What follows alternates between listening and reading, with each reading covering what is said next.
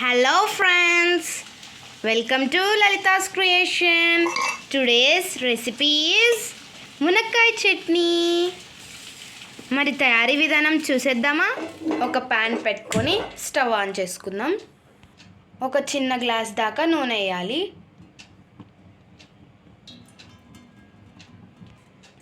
ఇలా ఇంత సైజు ఉన్న మునక్కాయలు 5 మునక్కాయలు ఇలా కట్ చేసి పెట్టుకోవాలి. ఆయిల్ హీట్ ఎక్కాక ఒక్కొక్కటిగా వేసేసుకోవాలి.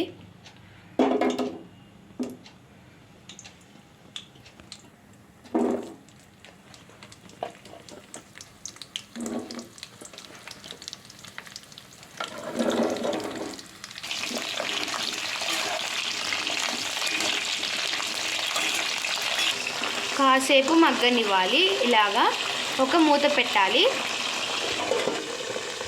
ఇప్పుడు ఒక ప్యాన్ పెట్టుకొని స్టవ్ ఆన్ చేసుకొని 1 స్పూన్ ఆవాలు, 1/2 టీ స్పూన్ మెంతులు, 1 టీ స్పూన్ జీలకర్ర, 1 టీ స్పూన్ ధనియాలు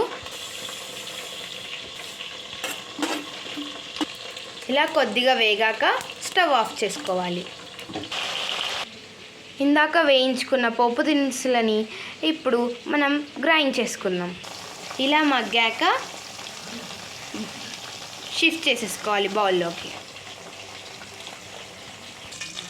ఆయిల్ పెట్టుకున్న పెన్నంలోనే 1 స్పూన్ ఆవాలు ఇలా వేగాక 50 to 60 గ్రామ్స్ దాకా చింతపండు రసం ఇలా పిండి పెట్టుకోవాలి.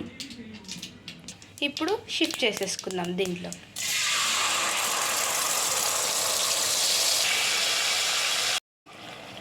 ఇలాగా ఉడికాక చిటికెడు పసుపు, గ్లాస్ కారం,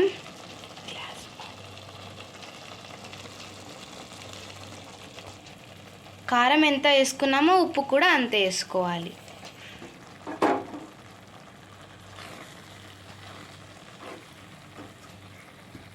గ్రైండ్ చేసుకున్న పౌడర్ని 1 టీ స్పూన్ వేసేసుకోవాలి.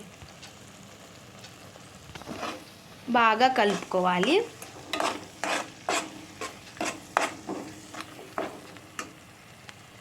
చిటికెడు ఇంగు వేస్తే టేస్ట్ మస్తు ఉంటుంది.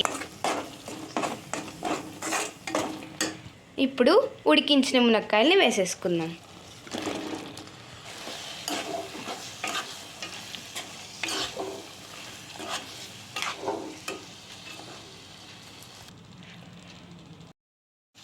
ఇలా వచ్చేంత వరకు ఉడికించుకోవాలి. మరి రెడీ అయిపోయిందిగా వేడి వేడి టేస్టీ అయిన మునక్కాయ చట్నీ. స్టవ్ ఆఫ్ చేసుకుందాం.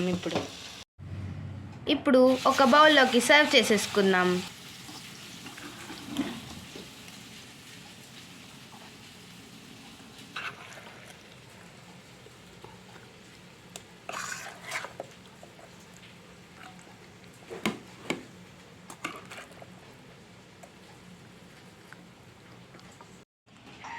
వేడి వేడి నిలువ పచ్చడి ఈజ్ రెడీ. యమ్మీ యమ్మీ మునక్కాయ చట్నీ ఈజ్ రెడీ. మరి టేస్ట్ చేయకపోతే ఎలా? వేడి వేడి అన్నం వేడి వేడి మునక్కాయ చట్నీ కలిపి తింటే ఉంటుంది.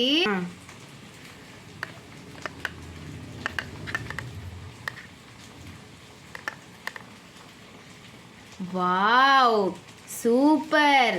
మరి మీరు కూడా ట్రై చేయండి friends. Subscribe for more videos.